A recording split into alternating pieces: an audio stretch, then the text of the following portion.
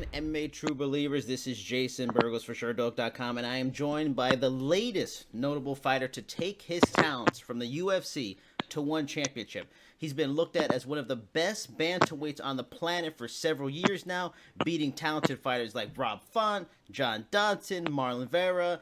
The list goes on. He's one of the hottest free agents on the open market before one championship quickly scooped him up in July and will make his promotional debut this weekend, October 25th, at the Dawn of Valor event. And he's seconded by Alex Davis' manager, one of the true elite managers in MMA, the MMA game for 20 years, as he translates for the man himself, Hands of Stone, John Lineker. John, Alex, thank you both so much for joining me tonight. Just a couple of hours away from your fight coming up.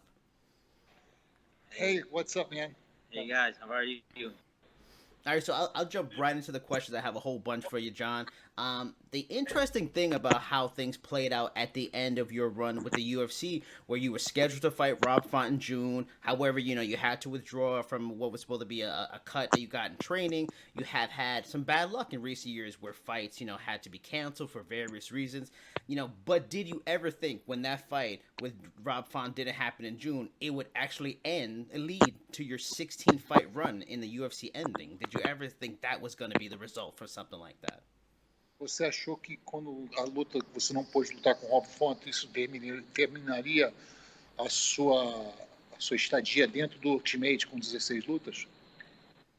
Acredito que sim, né? Acho que esse foi a chave principal aí da minha saída, né? Mas eu entendo.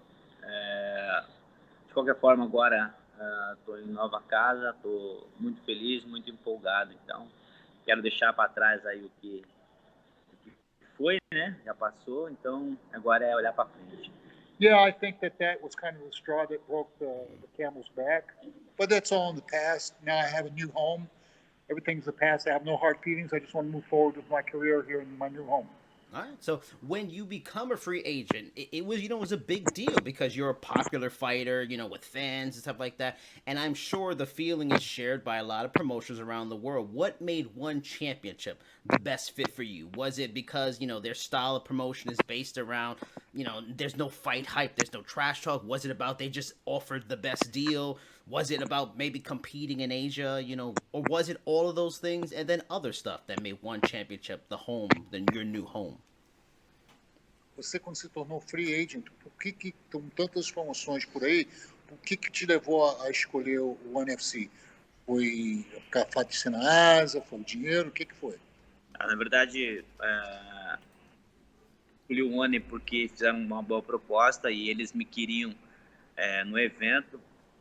E eu optei pelo ONE também porque eles dão muito valor, né, aos atletas como lutadores realmente, não como um trash talk, né? Então, isso foi muito, muito legal e fiquei muito feliz por esse motivo, né? De eles tratarem bem o atleta como um lutador, um guerreiro, um samurai. E a pesagem, né, que me ajudou bastante também. Não precisa desidratar. Então, estou muito feliz. Yeah, well, it was a mixture of a few things. It was a good proposal. I think that it's an event that gives more value to the fighting itself than the trash talking. And also their weight system is more suited for me too. Okay. Now, there's a lot of fighters from the UFC that are now in one championship. Did you, seek out the advice before you signed from, say, guys like Brandon Vera, Eddie Alvarez, Demetrius Johnson, just to get their thoughts? They've been in one championship, to get their advice if that's the place you wanted to go. Did you do anything like that before you eventually did sign with them? Você procurou conselho de alguém que já estivesse lutando no ONE FC? Aí você pode falar do Adriano. Sim, tem o meu parceiro de treino, né, o Adrianinho Moraes, que é o atual campeão, né, da categoria. Então, ele me falou um pouco sobre o evento e me empolguei e foi aí que eu tomei minha decisão final de assinar com o ONE. Yes, Adriano Moraes, the ONE FC flyweight champion, was my training partner, my friend. Okay. And he told me a lot about it, and that excited me to come. Did promotions from Bellator, ACB, KSW, Combate Americas, did any of those reach out to you? Did any of them have a chance, maybe get close to signing you? Did they make interesting offers, or from the start, right when you became a free agent, one championship was like they made the best offers right away? It's more a question for me. Yeah, Bellator was interested. They were really interested in him, but we thought that um, the weight system here in ONE FC is more tailored to John. Okay, he's had problems in the past, obviously, with the weight. That makes it better. And the other thing that also made it interesting for John is in ONE FC, he can do MMA, he can also strike. Oh. And he wants to do that. He wants to box, he wants to kickbox. He's always asked me to do that. And that was the other thing that really gave us, gave ONE FC an advantage over the other events in regards to his career. Is there a likeliness that after this MMA debut, it will be a Muay Thai or a kickboxing fight, or at least do MMA a couple more times before he does those? Você acha que vai ter uma luta de strike ou você vai continuar fazendo MMA mais umas vezes? Se eu tiver a oportunidade de fazer strike, eu vou fazer porque eu amo, né, isso. Preferência se eu puder lutar o boxe, né, no homem. E com certeza aí, se eu tiver a oportunidade, eu quero lutar o strike. Yeah, I really want to strike, preferably in boxing. They've already set up some boxing matches. Okay. And it's one of the things that I've been excited to do. I'd really like to do it. In May, you talked about your frustration with the booking in the UFC. And Alex, you could probably speak to this as well. I've talked to a person who's a manager for fighters recently, stuff like that, along with you, and they told me about how seriously hard it is to get consistent answers from the booking team in the UFC. And when you do get an answer, it's very vague and short, making the whole situation of getting a fight very difficult. How frustrating was the last few years trying to get fights? And talk to me more about, the tough financial situation it eventually did put you in recently in those last few years. Well, I think that in John's case, there was a lot of stuff that were just unforeseen. I mean, he had 3 fights that dropped out for different reasons. Okay, one was he was supposed to fight Cody Garbrandt, but he had dengue fever and his blood count was down, so he couldn't fight that fight. Then he was supposed to fight como é que era o nome daquele cara que você está em Las Vegas que você Jimmy Rivera. He was supposed to fight Jimmy Rivera, but he had an abscess in his jaw and he was not able to fight. Then in New York, it was a New York commission that didn't let him fight because of an old injury. And me and Sean have buried the hatchet on this. Okay, I think there was a mixture of just stuff that was meant to be. John got irritated when he saw, first of all, we still think that John won that fight against Dodson. I forgot the name. Yeah. Yeah, I agree too. I thought he won that fight too. But the problem is that John sees a kid that just came in getting a bunch of fights, fighting 4 times a year, where John hasn't been able to get 1 a year or 2 a year. It got him frustrated, and he vocalized his grief, and then I have to be fair. Sean did give him a fight, okay? Yeah. But then that happened, and it kind of made things go sour. Nothing against Sean or the UFC or no one. And sometimes things are just meant to be, and I think this is the situation there. It's difficult right now in the whole fight game because you have it's very, very verticalized. And of course the UFC is going to put the guys in there that they think will sell them more tickets. They think that has the best upside to them, but it's okay. We get it. I had some personal stress with Sean over it. We're over it. He I can't deny he tried to help. He did try to help us a lot. When I asked him that John needed a fight, he complied with it. So it's just meant to be. Are there any guarantees in this deal with one championship? Like there's at least a 3-fight minimum, maybe if even it's 3, 1 Muay Thai, 1 MMA, 1 kickboxing, whatever the mix. Is there some kind of idea in this contract that John's always going to at least try to get 3 or 4 fights every year for this, the duration of this? I believe that the best situation when you're managing a fighter in an event is when your interest coincides with the event's interest. In this case, I think that's true, because I think that John will do very well. I think that the weight system that we're doing in the States is medieval. Yeah. And John's the person that was really traumatized by it, you know. And I think that that part's going to be over. I think that if John, and of course it's up to John to put on good showings, I think that the interest will coincide. I think the fans will want to see him fight. I think ONE FC will want to put him up there so the fans can see him, and I think he wants to fight. So I think that now we have a situation where all interests will converge. Why does he feel so good about the weights in one? Because I mean, we've seen with Demetrius, even Eddie Alvarez to an extent, like especially Demetrius, there's a size difference. You know, we're so used to a certain kind of size here in North America, like the size difference over there because of the weight differences are much bigger. And I mean, maybe Demetrius is biting off more than he can chew, and maybe he should go further down. But is there any concern that for John that when he goes in and fights, he may have a similar situation to Demetrius, where he's fighting much larger men at all? I don't agree with you. I think that's a misconception, because what happens, the difference in the ONE FC weight system for other systems is that these guys are fighting at a similar weight where they walk around at. Mm-hmm. They're not. So let's say this was the American weight system. He'd have to drop to 135 and then he'd go up to 145 again. What's happening here is that he's not taking the drop. He's just staying at 145. So it's really the true weight of the athlete that he's fighting at here. I've heard that. I don't see that. I can't see that. That the size difference that's happening, it's just because that's these guys' normal sizes. Mm. Some guys are shorter and heavier. Some guys are longer and lighter. Just is it. No, fair enough. Agree to disagree. You are John's in Indonesia, I believe, for this fight. What are your thoughts on traveling to various cities in Asia for one? You know, when talking to fighters about trips to, you know, the other side of the world, you know, they often say 2 weeks in advance seems to be the suggestion to properly assimilate, almost like a day for every hour you have to travel. Did you travel far in advance before this fight? Are you a week out? And just a general thought of having to go to Asia a lot and long distance travel a lot for one championship. Ele está falando sobre a distância, sobre ter que viajar aqui para a distância. Eu vou responder.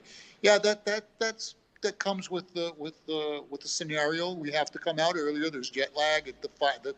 The traveling is not enjoyable. But once we're here, it's very exotic places. You know, we get to see other sides of the world.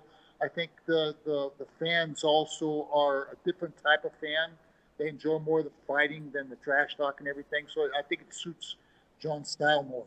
Eu falei que assim, porra, é ruim, tem que viajar muito, a gente tem que vir antes, mas ao mesmo tempo o público respeita mais e isso é melhor para você como lutador. Exactly. All right. Now, what are your thoughts on your opponent at Dawn of Valor, Muin Gafurov? You know, he is a guy that has shown he's a fine mixing it up, standing on a feet, trading like you. He likes that, but is also crafty on the ground. You know, while his only losses have been to good fighters, and Kevin Bellignon, you know, Reese McLaren, some of the very best in that weight class. You know, what are your thoughts on making a debut against a really good fighter and, you know, kind of jumping into the deep end, so to speak, in one championship a bit? Pensamento de já entrar com um cara bom, um cara um dos melhores da divisão, e você pega logo um cara desse de cara. Tô muito feliz com essa luta. Eu gosto de lutar com caras duros, né? Porque se a gente quer ser o melhor, tem que vencer sempre os melhores. Então, estou muito empolgado com essa luta. Muin Gafurov é um cara muito duro, né, na parte em pé, na parte do grappling ali, mas estou bem preparado e bem empolgado com essa luta. He likes it, you know. He knows that Gafurov is very good, and that's the type of fight he wants. If you want to become a legend, if you want to become champion, you got to fight the best. So he's very, very happy with that.